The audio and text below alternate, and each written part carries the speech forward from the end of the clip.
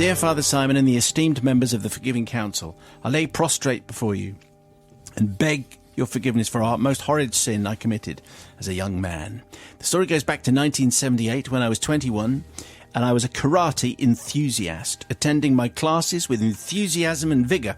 I had problems with my kicks, however, and wanted to improve my technique and power. My instructor suggested that I should get myself a kick bag and practice daily, and that if I did this, my kicking would improve tremendously. I did as he suggested and got a brand new kick bag. Papa's got a brand new kick bag. But once I got home, I realised I needed somewhere to hang it. Might have occurred to you before, Martin. Now, Simon, I lived in an old upper tenement flat with 2 bedrooms, one of which I used as a home gym where I kept my weights and so on. So where better to hang my kick bag, I thought, and I decided to hang it from one of the joists from the ceiling above. Now, not being very DIY savvy, I started to tap on the ceiling trying to locate the wooden joist in order to screw a bracket into it and hang the bag.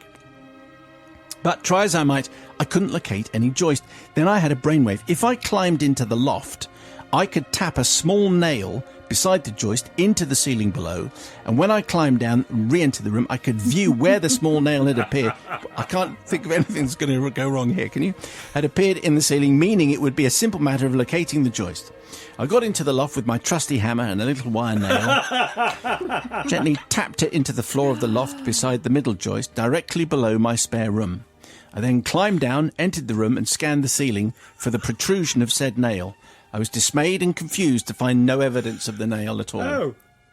Then I had a thought. The nail was obviously too short to go through the floor. I've said this confession now takes a certain Tom and Jerry approach to life. The nail was obviously too short to go through the floor of the loft and into the ceiling below. How can I solve this? I know, a longer nail. Of course. So I then got a 6-inch nail, climbed back into the loft and drove the second nail home. Voila.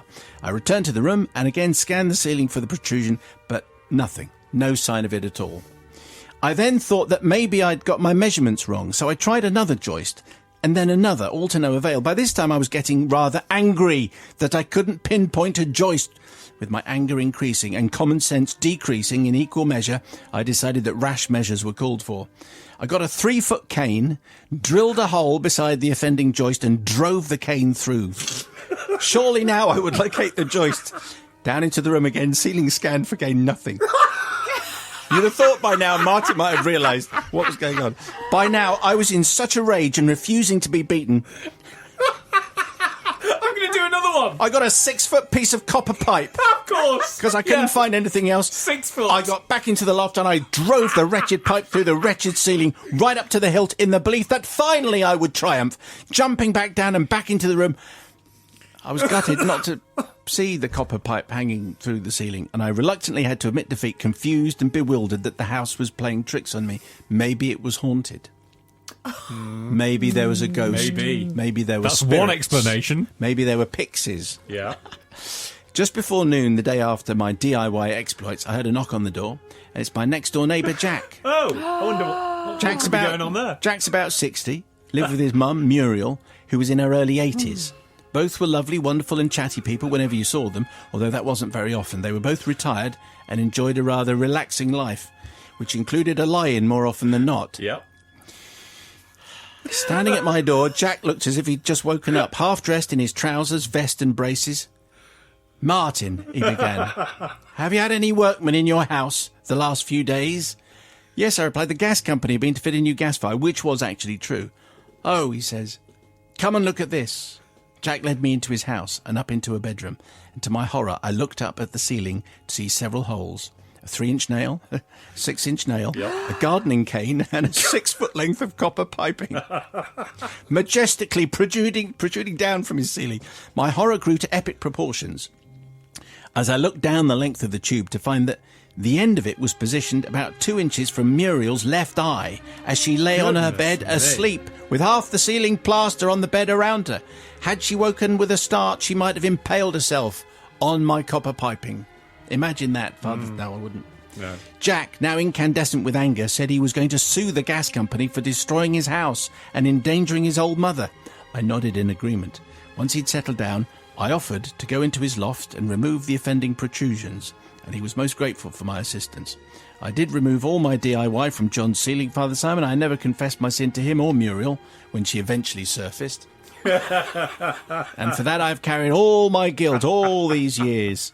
Seek forgiveness for my sin, and although Jack and Muriel are no longer with us, and there is no next of kin, perhaps you could intercede on my behalf. As for the gas company, don't waste your breath. They went down the tube years ago. Okay. Because I think somebody sued them. Right. Anyway, so you would have thought, Martin the Karate Kid, that by the time you'd put a 6-foot piece of copper through the ceiling, you might have thought, maybe I've got the wrong room, and maybe it's not my house. Anyway, Sister Bobby.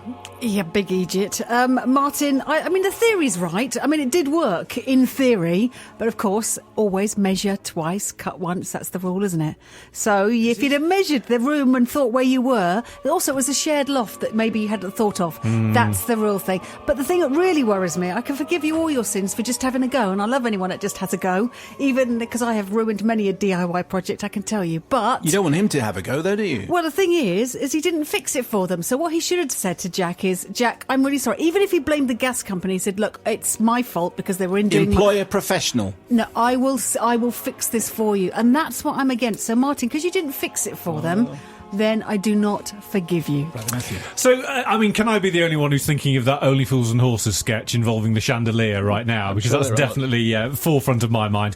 How many things in life are complicated by having a shared loft? What's the point of shared lofts? You want to have a separate... I'm living in a separate house. I'd like a separate loft. Thanks very much. So, really, is it really Martin's fault? Is it not the design of the house who decided I'm going to have a shared loft here? I think we probably all know the answer there. So, yes, I'm going to forgive.